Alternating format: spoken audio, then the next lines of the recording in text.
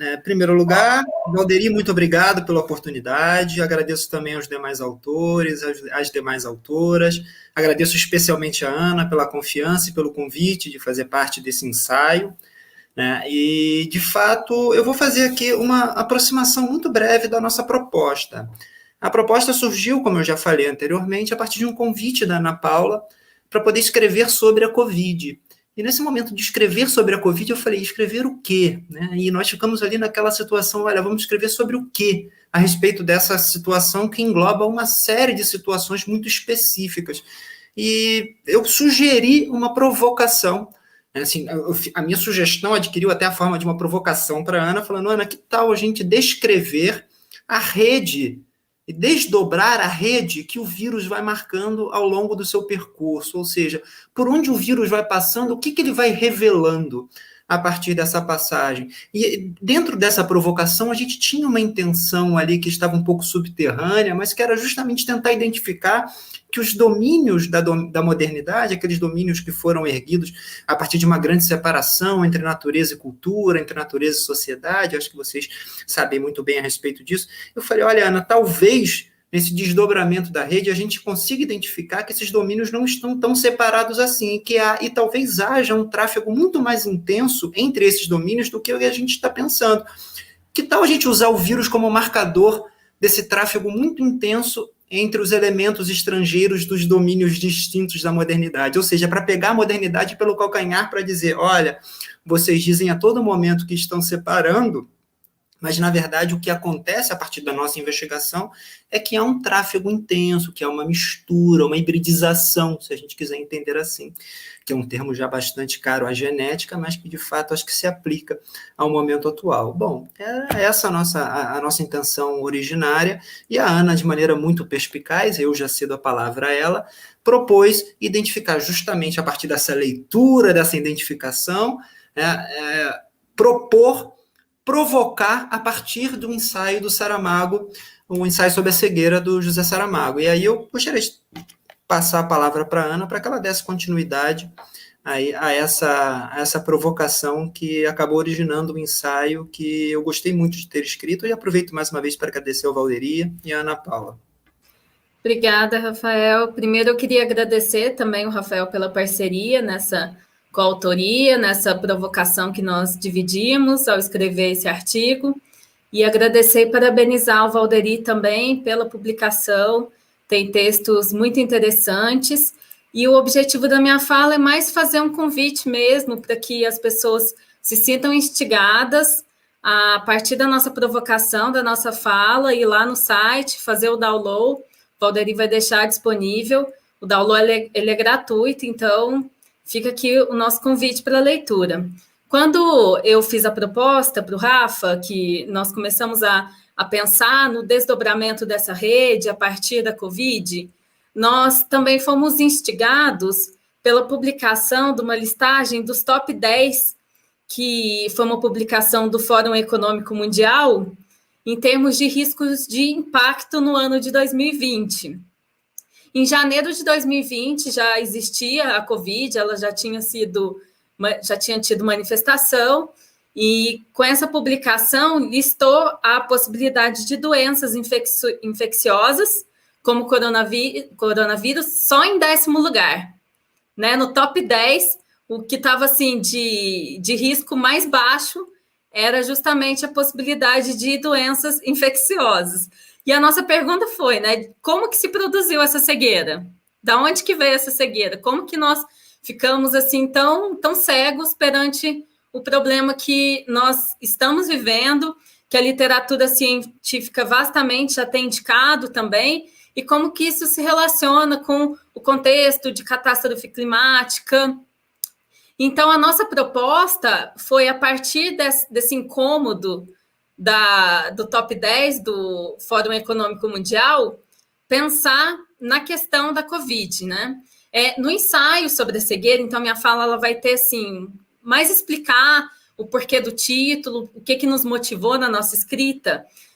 No famoso ensaio sobre a cegueira, do Saramago, existiu uma epidemia que era da cegueira branca, né? Tudo começa quando tem um homem, esse homem ele está no semáforo dirigindo e de repente ele é tomado por uma cegueira leitosa. E todos que vão ir ao socorro dele ou vão ter algum tipo de interação, né? Até tem um rapaz que rouba o carro e eles vão começar a manifestar a doença. E quando ele chega em casa, ele vai, procura um oftalmologista. Esse oftalmologista não consegue explicar aquela lesão que apareceu no olho dele, solicita exame e quando vê, ele é acometido também por essa treva branca e aos poucos vai infectando todos os pacientes, né? Isso então vai sendo transformado numa epidemia, as pessoas infectadas elas são colocadas em quarentena, a epidemia ela vai alastrando, ela vai pegando todo mundo, exceto uma mulher. Apenas uma mulher, que não tem nome, a personagem, ela é a mulher do médico, ela consegue manter intacta a sua visão.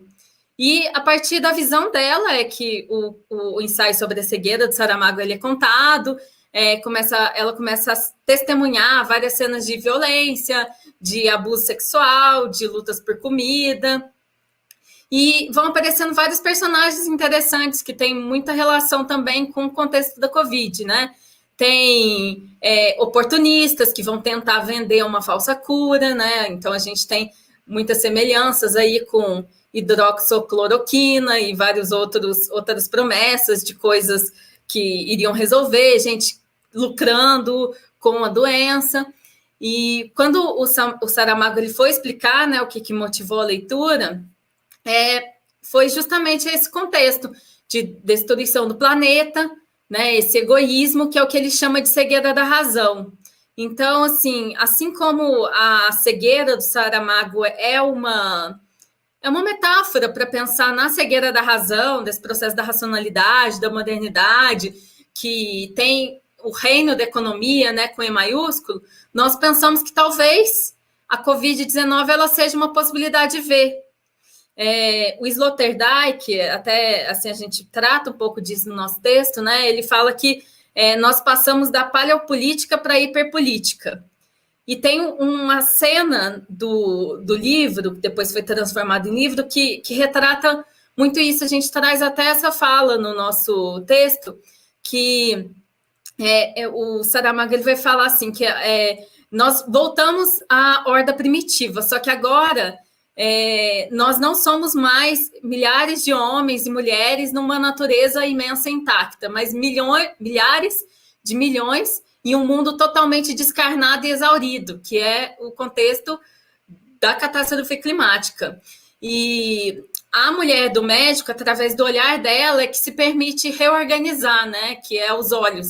Organizar já é começar a ter visão, quando todo mundo perde a visão, então você se organizar frente a essa racionalidade que está realmente destruindo e devorando mundos, como que a gente pode voltar a ver? Essa que foi a provocação. E pensar também que a Covid-19, isso é uma pergunta que a gente faz no nosso texto, se pode ser mais um nome daquilo que a Isabelle Stengel chamou da irrupção da Terra.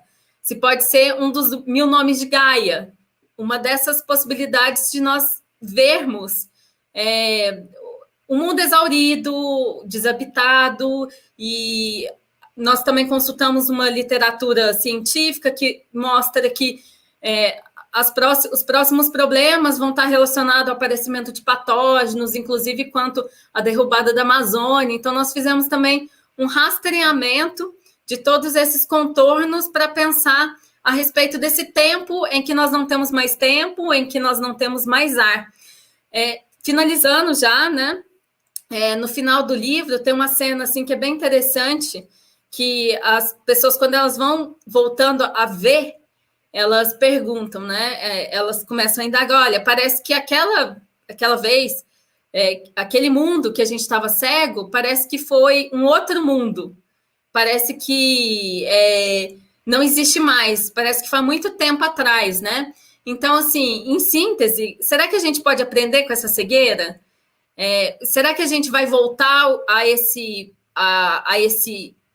que é chamado de normal, como se nada tivesse acontecido? Será que nós podemos aproveitar essa possibilidade, que é o acontecimento da Covid, que vai mudar a forma como nós lidamos com o passado e pode transformar a forma como nós vamos construir outros futuros? Ou será que nós vamos esquecer desse tempo da cegueira e voltar a nadar nessa cegueira branca, né, que é a ignorância, a negativa de perceber o que nós, quando começamos a nos chamar de humanos, com letras maiúsculas, fizemos com o nosso planeta, que é o nosso único lar, afinal. É isso. Mais uma vez, obrigada, Rafael, sempre muito bom. Foi muito bom partilhar a escrita e estou ansiosa aqui para ouvir os demais autores.